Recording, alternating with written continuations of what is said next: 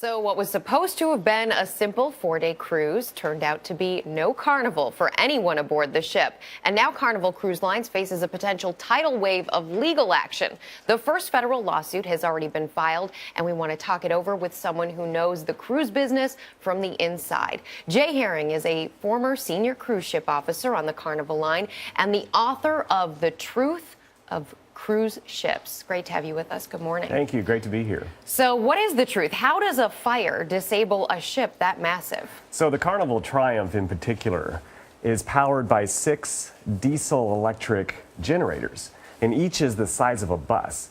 And 80% of the electricity used on board goes towards propulsion. So it looks like we don't have all the details yet, but the fire doesn't look like it took out the engines, but probably the power grid, power panel, or maybe the wiring. Mm-hmm. There are regulations in place now that new ships have to have backup systems, correct? Mm-hmm. But the problem is these old ships can't be retrofitted. Exactly. It's too costly to try to duplicate, something with the ship that's not designed that way. So I think we may see new regulations or some cruise lines voluntarily adding additional backup generators on these older ships. Mm-hmm. Are these ships just too big to predict what's going to happen and also to protect the people who are on board? The larger they get, surely the more the logistics get more difficult.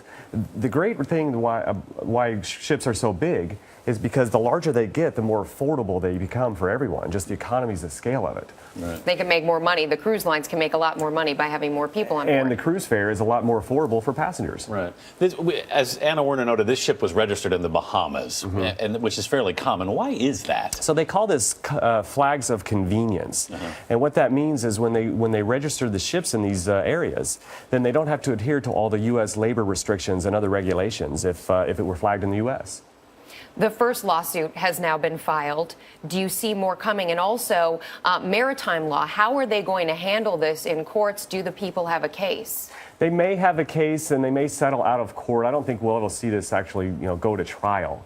But I think that passengers who are eager to sue are, in general, have less happiness than those who take this in stride.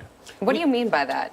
If you're always out looking to what can I get out of this? Can I make some money out of this? Who can I sue? Who can I attack? Then I just don't think you're as happy a person. Don't you think, though, these people, I mean, they were literally living in squalor, and part of the reason for that is this cruise line, whether they like it or not, put them on the boat, and the boat had a problem. No question. And if we look at the interviews from the passengers that come off, you're always going to have some that just say, oh, this is the worst experience. I will never cruise again in my life. And at the other extreme, you're going to see passengers that say, I'm ready to cruise tomorrow. I would. I understand things happen. You're on a boat, millions of moving parts.